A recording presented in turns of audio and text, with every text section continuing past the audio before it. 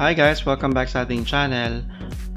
Ang topic natin ngayon guys is yung iba't ibang klase ng fill types pag nag-place kayo ng buy or sell order sa BDO Nomura. Yung tutorial natin ngayon is perfect siya sa mga baguhan sa stock investing or mga baguhan sa paggamit ng BDO Nomura. Bago tayo magpatuloy, please make sure na nakasubscribe kayo guys para naman ma-motivate akong gumawa pa ng mas maraming tutorial videos na kagaya nito. So guys, nandito na tayo ngayon sa BDO Nomura trading page. So hindi ko na pinakita yung paglalagin natin. Dumiretso na tayo dito sa may page ng trading. So nga pala, bago tayo mag-start, meron na tayong ginawang separate video kung paano ba magbukas ng BDO Nomura account at in-explain na rin natin sa isa pang separate video yung main page ng BDO Nomura, yung makikita nyo pagkatapos nyo mag-login. So, i-check out nyo rin yung mga videos na yon para makasunod kayo sa ating tutorial ngayon. So, after nyo mag-login, ang makikita nyong page is ito yung My Portfolio. So, dito nyo makikita yung hawak nating stocks. Pero hindi ito yung value ng ating mga stocks. Ito yung ginalaw ng ating stocks for this trading day. So, kung paano sila nag-change, ano yung bid price, ask price, yung quantity, na kung ilang trades, yon. Pero hindi ito yung pinaka ating My Portfolio.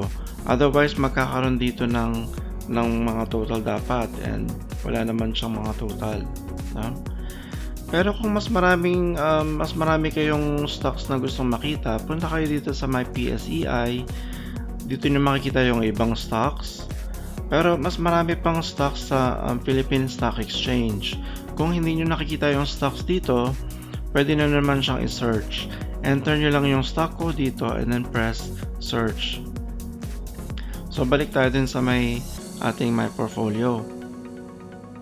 So guys, sa mga baguhan, tip ko lang sa inyo, mag-ingat kayo dito sa may pag-highlight ng mga stocks na. For example, naka-highlight si Metrobank, kahit ako ay mag-right click kay Cebulan Masters at kinlik ko yung buy, ang stock pa rin na aking mabibili dito sa buy window is stock ni Metrobank. So hindi kay Cebulan Masters. So kung ano yung naka-highlight, yun yung mabibili nyo or masasell nyong stocks. So bago tayo dumiretso dun sa ating topic, which is fill type, pasadahan na muna natin itong mga nakalagay dito.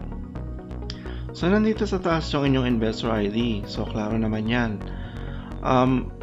So kahit dito naman sa action, kahit na-click ko na yung buy, pwede nyo pa rin siyang baguhin.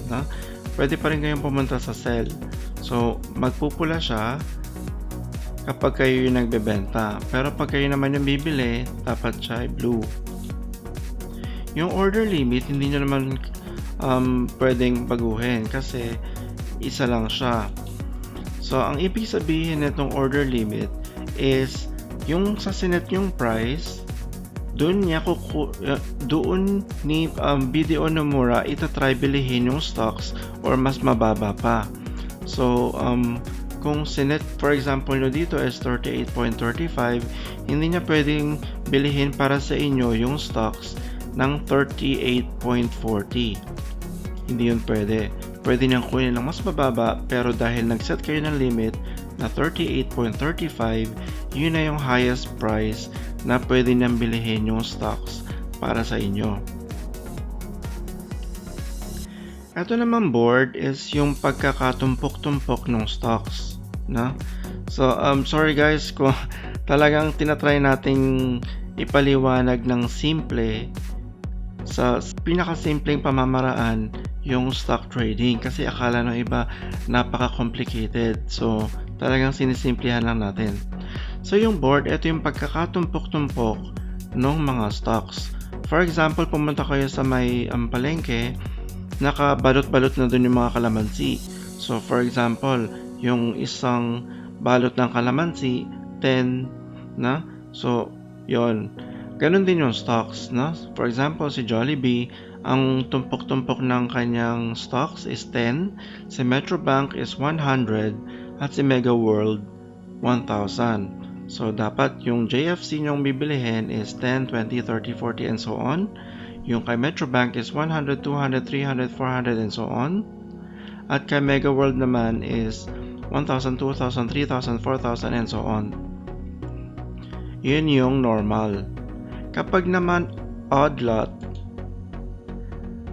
ito yung may mga butal.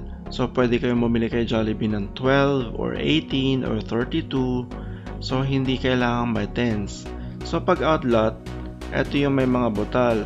So, for example, meron ako dito kay MBT, available quantity na 492. Nagkaroon siya ng butal dahil yung last dividend ko kay Metrobank is hindi cash kundi stock dividend. Na? So maganda rin yon. Kesa naman bibilhin mo pa yung stocks, hindi, siya na mismo yung nagbigay sa iyo ng additional stock. Kumbaga yun na yung parte mo sa kanilang gain or profit. So dito naman sa side na to, medyo self-explanatory na siya. So, ito nga yung stocks na binibili nyo. Ito yung quantity na gusto nyo bilihin. Ito yung price kung saan gusto nyo siyang bilihin. Ito yung order value. So, i-multiply nyo lang yung 300 by 38.35. Ito yung value. And yung disclosed quantity is kung meron kayong part ng order na gusto nyong itago. So, ang mangyayari dito, pag nag-enter kayo ng disclosed quantity, which is at least 10% ng inyong order, ang mangyayari is matitingi-tingi yung order kasi ang lalabas, magre-reflect siya dito is yung sinet yung value, and then once fulfilled na siya, dun lang papasok ulit yung panibagong batch. So, parang ang mangyayari is mahahati-hati yung inyong order. No? So, hindi na naman siya kailangan galawin. Hindi ko rin siya ginagamit. Wala na ako dito ini-enter. So, kapag zero siya, ibig sabihin, yung complete order nyo is visible siya dito. Kumbaga, isang transaction lang din siya. Hindi siya yung parang nahahati-hati. So, kapag in-enter nyo na yung inyong yung price, pwede nyo siyang i-refresh dito. Tapos, lalabas dito yung inyong transaction charges. No? So, punta na tayo dun sa may field type. So, ano ba yung field type? Ang field type is yung validity ng inyong order. So, meron niyang day, merong FAK, fill and kill, GTC, good till canceled, at GTD, good till date. So, unahin natin tong day. So, ang ibig lang sabihin ng day is valid ang inyong order sa next trading day.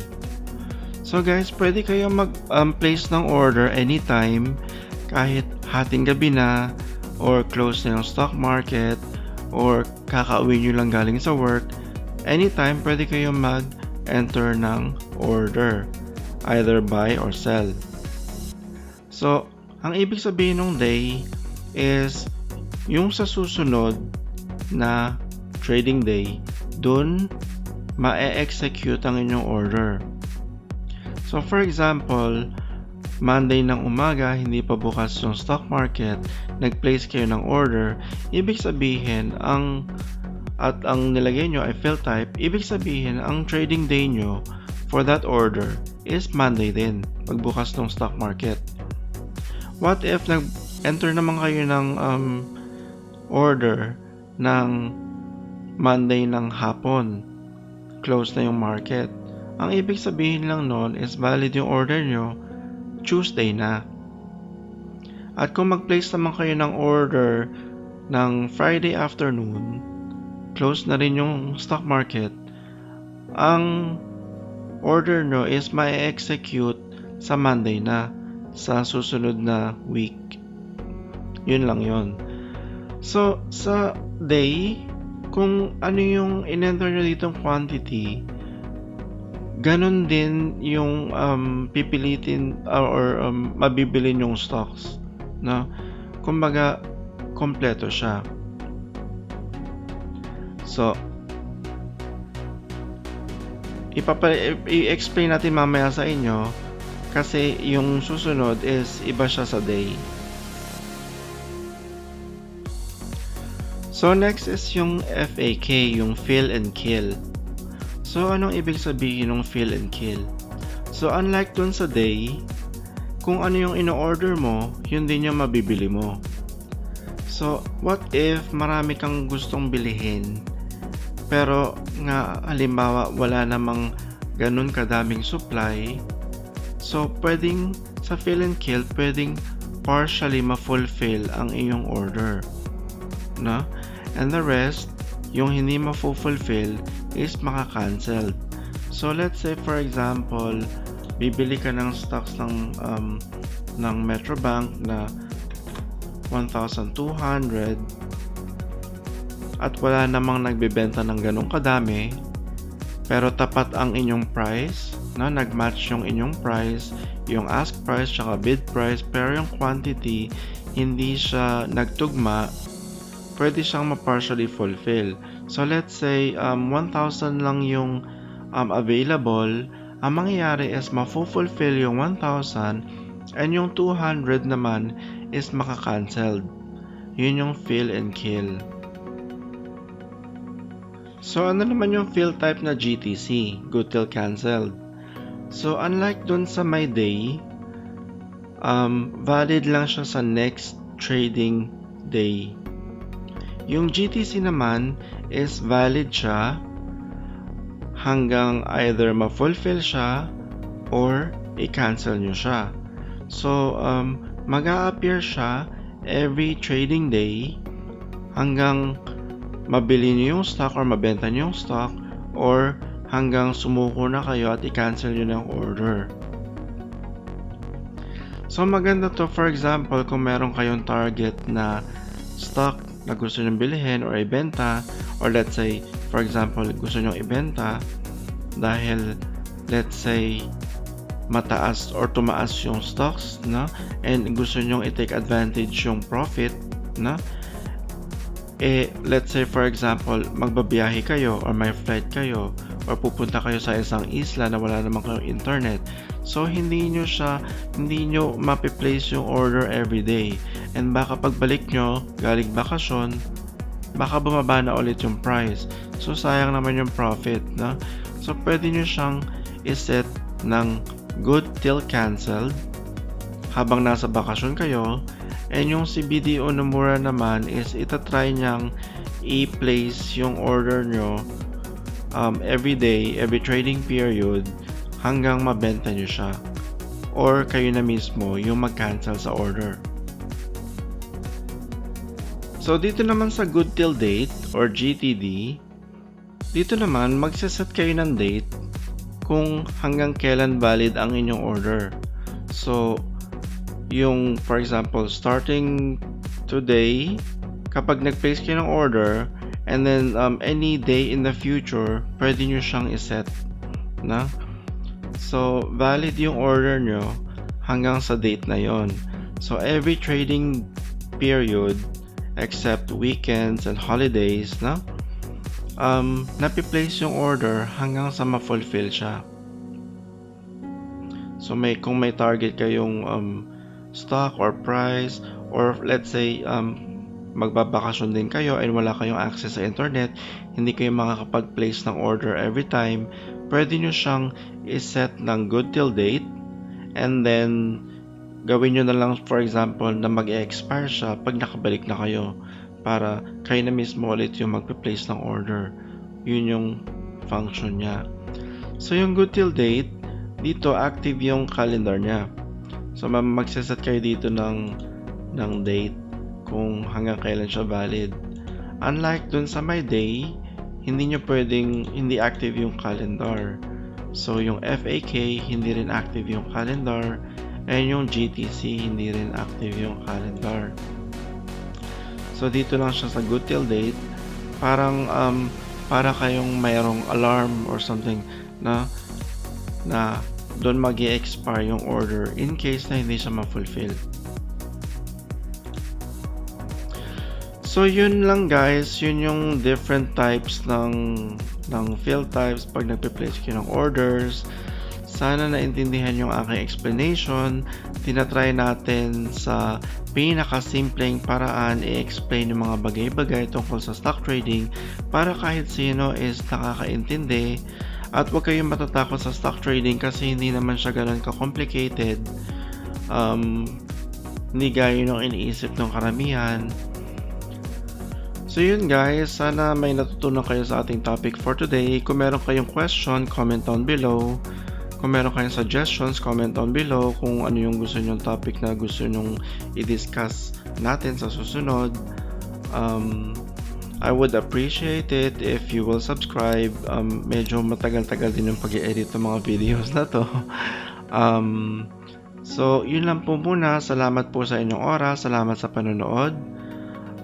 God bless you all, stay safe, and hanggang sa muli po, kabayan, tara, invest tayo.